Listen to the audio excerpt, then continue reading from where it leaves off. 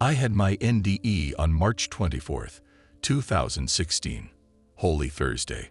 My older sister by 2 years was fighting a losing battle with breast cancer, and it was very hard to watch it punish my parents. I had developed severe LPR heartburn through stress eating. I was going in for an ENT scope and a colonoscopy. My doctor wanted to check for ulcers, and the colonoscopy was just a bonus as I was 46 and had never had one done.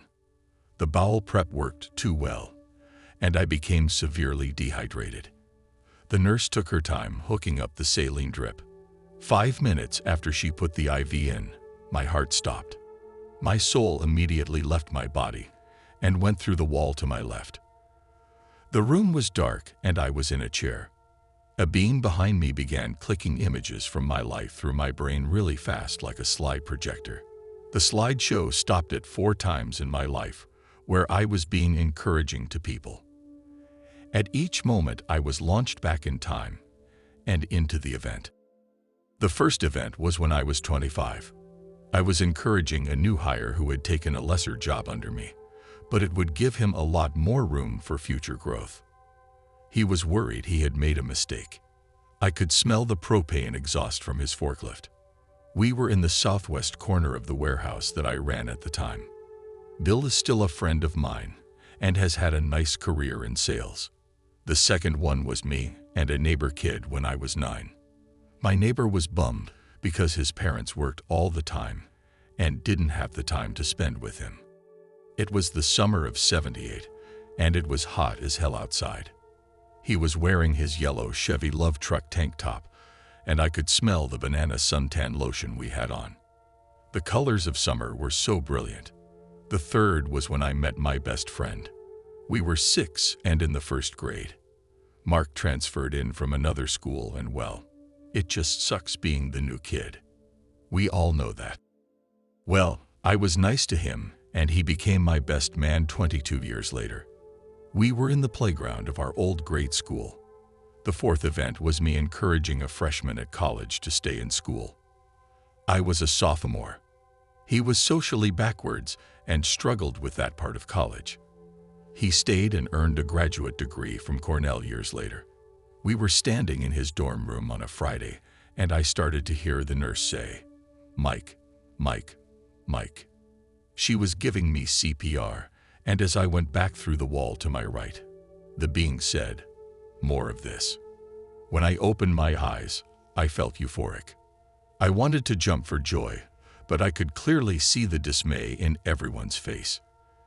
The IV got ripped out, my wife was crying, and the nurse was emotionally drained.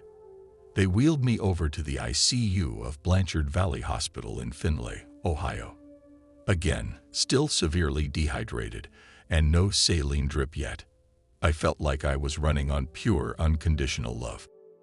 Just then, a lady who was in a car crash was wheeled in next to me. She had been choppered in. They could not save her. I knew her soul was gone when she came in. They finally got the liquids going into me, and I could feel myself become normal again. I took 3 bags before I urinated. They kept me overnight and ran a crap ton of tests. They found nothing. I was so hungry. I went to work the next week after a very surreal Easter Sunday. I did not tell my wife until several months later. My sister died the following December when it got into her brain. It crushed my parents.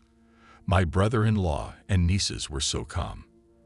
They had seen the ravages of cancer and knew Chris was in a much better place, and so did I. The retrospect has been the hardest part. Trying to piece the clarity of the next world with the confusion of this world is very hard. I assure you, this world is the bizarre world. This is where lies are truth and truth lies. This is where kindness is punished and hurtfulness is rewarded. Not so in the next reality. I do not feel heaven is in the sky.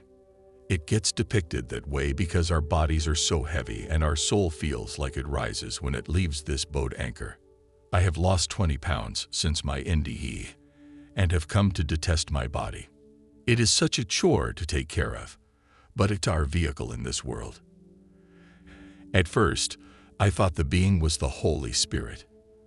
My Catholic teachings probably led me to that. But as I thought it over 100 times, I think it was more like an angel messenger. I think it was younger than me. A bit awkward too. I think it knew there was little time to get me this message of how important encouragement is. You can really change the world with little effort.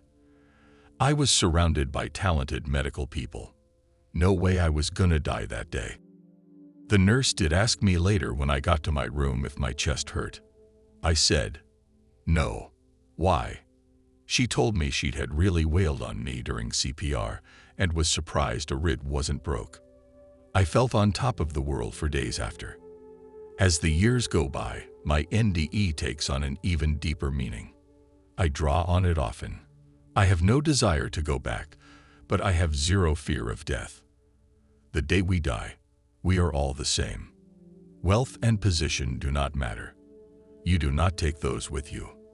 However, our memories of sound, sight, and smell do indeed exist in the next world. I suggest loading up those vaults. I have music on all the time now. The year that followed my sister's death brought a huge personal challenge to my wife and me. I believe I was visited and warned of events by my sister, my wife, and I became true partners the following year. Without my NDE and visits from my sister, I don't know if my marriage would have made it through.